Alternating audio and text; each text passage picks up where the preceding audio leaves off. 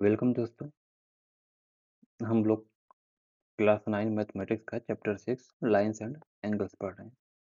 इसमें हम लोग point, line, line segment, parallel line, collinear point के बारे में जान चुके हैं। अब इसके बाद बात करते हैं एंगल के बारे में। एंगल जो हम लोग अभी तक देखते आए हैं, इस तरह से इसका कोई शेप होता है, इस तरह से, और इसमें अभी बीच में कोई एंगल थीटा से बना हुआ है। इस तरह से इसका बेसिक स्ट्रक्चर दिया रहता है। तो होता क्या है कि ये एक पॉइंट फिक्स होता है। ये क्या है? कि फिक्स पॉइंट है। अब फिक्स पॉइंट पर क्या होगा कि दो, एक रे तो ये निकल गई है, अगर ओ है तो ओ ए, ये एक रे है, और एक ओ बी, इस तरह से दूसरा रे है, और इसके बाद तब जाके यहाँ पर एक एंगल फॉर्म हुआ। यानी ये एंगल बन रहा कैसे रहा है? दो रे, एक रे इधर निकला, एक रे इधर निकला, लेकिन दोनों क्या है कि जो स्टार्टिंग पॉइंट है, स्टार्टिंग पॉइंट दोनों का वो फिक्स है। तो ये जो फिक्स पॉइंट है, ये जो यहाँ पे ये जो शेप बनता है इस तरह से, तो ये जो कॉर्नर बना है इसको बोलते हैं वर्टेक्स, और ये ए बी है। तो एक रे, ये जो रे ओ बी है, इसको क्या बोलेंगे कि ये इसका आर्म है। इस तरह से ओ ए भी क्या है? इसका आर्म है। और इसको नाम कैसे दिया जाएगा? ए से भी नाम दे सकते हैं इस तरह से, यानी इस तरह से भी नाम दे सकते हैं इस तरह से कि ओ ए बी, यानी angle A O B.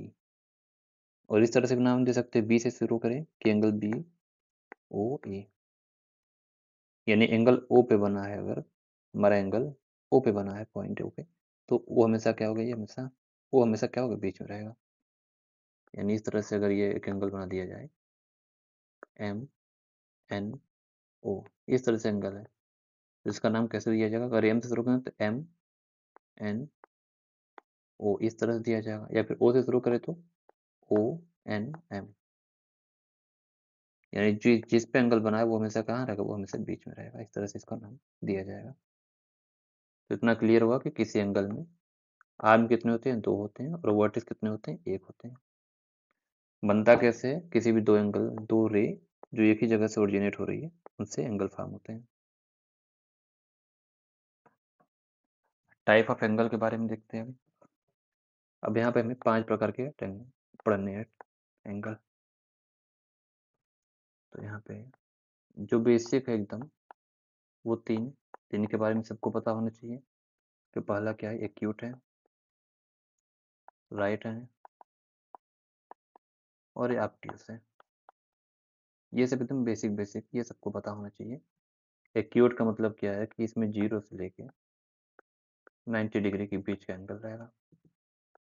Right में क्या होगा? ये 90 डिग्री का ही एंगल होगा, और ये 90 डिग्री से लेके 180 के बीच का एंगल रहेगा।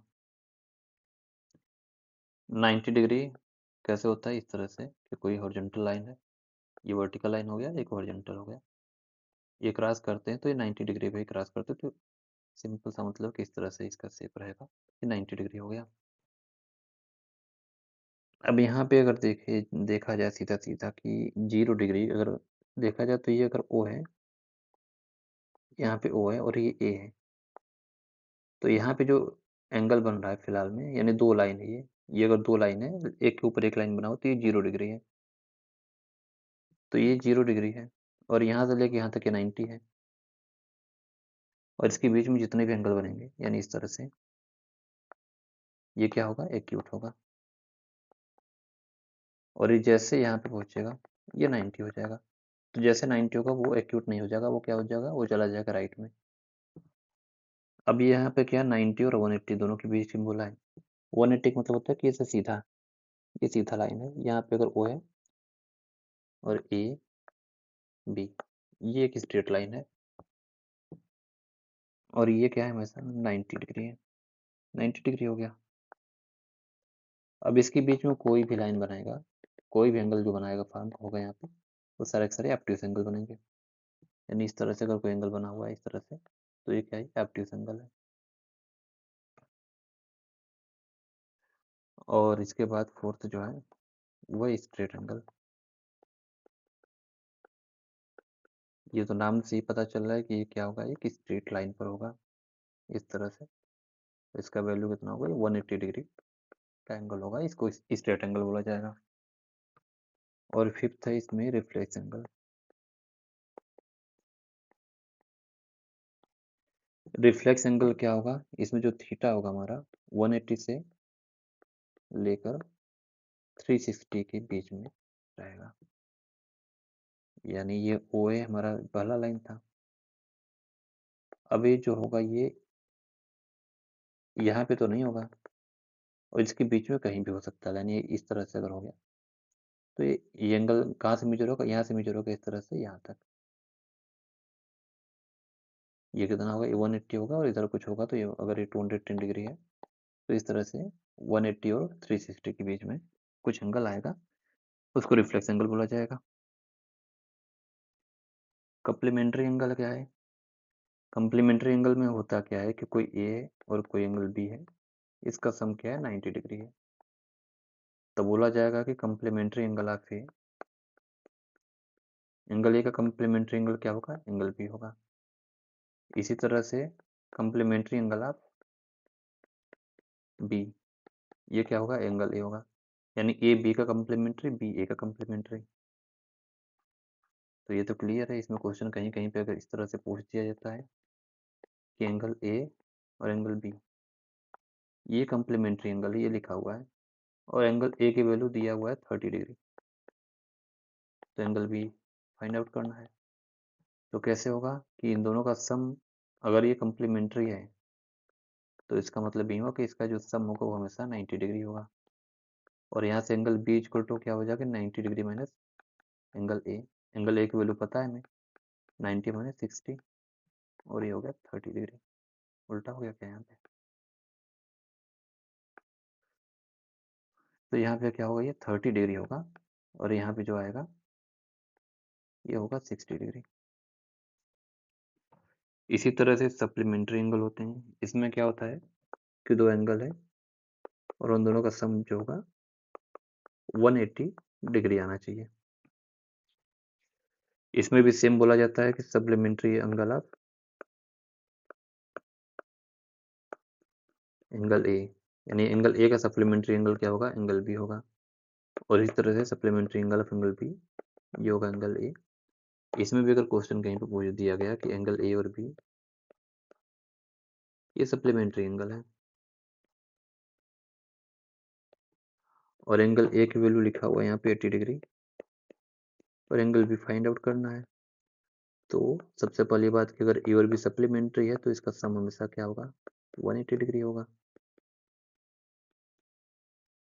एंगल बी हमें फाइंड आउट करना है, तो एंगल बी इक्वल टू यहाँ से क्या होगा, ये 180 डिग्री इधर है, और एंगल ए उस साइड जाएगा तो नेगेटिव हो जाएगा, माइनस एंगल ए।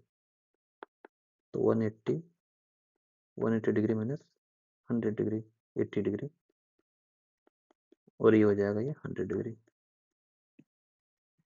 तो अगर एंगल ए 80 था तो एंगल बी 100 हो गया, और इन दोनों का सम 180 है, यानी ये दोनों दोनों क्या है, सप्लीमेंट्री एंगल है। अब इसके बाद क्या है, एडजेसेंट एंगल। एडजेसेंट एंगल में क्या होता है कि कोई एक एंगल बना हुआ था पहले से, और इसका किसी एक साइड को यूज करके ये वाला साइड यूज हो गया इसी में, और एक और एंगल बन गया। अब यहाँ पे देखा जाए कि ये और ये साइड मिलके यहाँ पे एंगल ए बनाया, और ये साइड मिलके क्या बनाया, एंगल बी बनाया।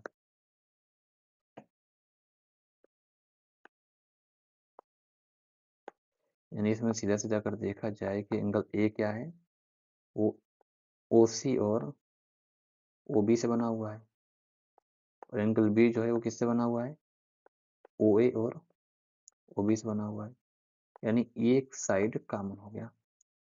तो एडजेसेंट एंगल का डिफिनेशन ही ऐसा होता है कि कोई दो एंगल जिसमें एक कॉमन साइड हो तो वो दोनों एंगल क्या होंगे, एडजेसेंट एंगल होंगे। इसको थोड़ा और अच्छे समझने के लिए अगर इसको हम किसी क्वाड्रिलेटरल में देखें, क्वाड्रिलेटरल में अगर हम बात कर रहे हैं एंगल बी की, एंगल बी हमारा किससे बना हुआ है, एंगल बी बना हुआ है ए बी और बी सी से। एंगल सी की बात करें तो ये किससे बना हुआ है? सी टी और बी सी से। तो ये दिख रहा है कि इन दोनों में एक साइड कॉमन हो गया, इसका मतलब कि एंगल बी और एंगल सी क्या है? एडजेसेंट है। और इसको देखा जाए कि एंगल ए किससे बना हुआ है, तो ये किससे बना हुआ है? ये ए डी और ए बी से बना हुआ है। तो इसमें दिख रहा है कि ए बी यहाँ भी है और ए बी यहाँ भी है, ये भी इससे दोनों कॉमन हो गया। इसका मतलब बी और ए बी क्या है? एडजेसेंट है।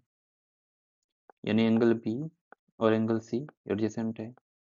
एंगल बी और एंगल सी एडजेसेंट एंगल है। तो एडजेसेंट एंगल पहचानने का सीधा तरीका है कि कोई एक साइड क्या होगा, दोनों एंगल का कोई एक साइड क्या होगा? कॉमन साइड होगा। लीनियर पेयर ऑफ एंगल है। पेयर का मतलब क्या है? कम से कम दो एंगल होने चाहिए। लीनियर का मतलब क्या है कि एक लाइन पर दो एंगल हो जाए, इस तरह से ए और बी। तो ये क्या है? ये लीनियर पेयर ऑफ एंगल है। अब हमें इतना पता है कि किसी लाइन पे जो एंगल होता है वो, इसका वैल्यू, पूरा जो एंगल बन रहा है सिर्फ एक एंगल, ये एक स्ट्रेट एंगल बन रहा है जिसका वैल्यू 180 डिग्री है। इसका मतलब ये होगा कि एंगल ए और एंगल बी, इन दोनों का सम हमेशा क्या होगा? 180 डिग्री होगा। अगर ये 180 डिग्री सम आ रहा है, इसका मतलब तो ये भी हो गया कि एंगल ए और एंगल बी क्या है? सप्लीमेंट्री एंगल है। ये दोनों एंगल सप्लीमेंट्री एंगल भी हो जाएंगे। अब इसके बाद एक और टॉपिक है, ये vertically opposite angle. Vertically opposite का सीधा सा एक मतलब पहले समझ लिया जाए कि अगर ये वाटर है, कोई वाटर बॉडी है, तालाब वालाब है, और यहाँ पे क्या है? कोई पेड़ बना हुआ है, तो इसका जो प्रतिबिंब बनता है, इसका एक मिरर इमेज बनता है। ये है वर्टिकली अपोजिट का मतलब, कि जैसा था सीधा सीधा उसका सीधा अपोजिट उसका, ये वर्टिकली अपोजिट। अब ये होता कहाँ है? जहाँ पर कोई दो लाइन आपस में से क्रॉस कर दे। तो ये यहाँ पे एंगल बना, इसके जस्ट अपोजिट एंगल इधर बना। इसी तरह से जो इधर एंगल बन रहा है, वैसा एंगल इधर भी बन रहा है। ये ए है, ये बी है, और ये सी है, और ये डी है। तो वर्टिकली अपोजिट एंगल क्या होते हैं? हमेशा बराबर होते हैं। यानी ए बी के बराबर हो गया, और एंगल सी एंगल डी के बराबर होगा। तो ये सब चीज़ें याद रहें ताकि आगे सॉल्व करने में आसानी हो जाए। अब इसके बाद एक जेम्स होंगे, इसको अब अगली क्लास में देखा जाएगा। आज के लिए बस इतना ही।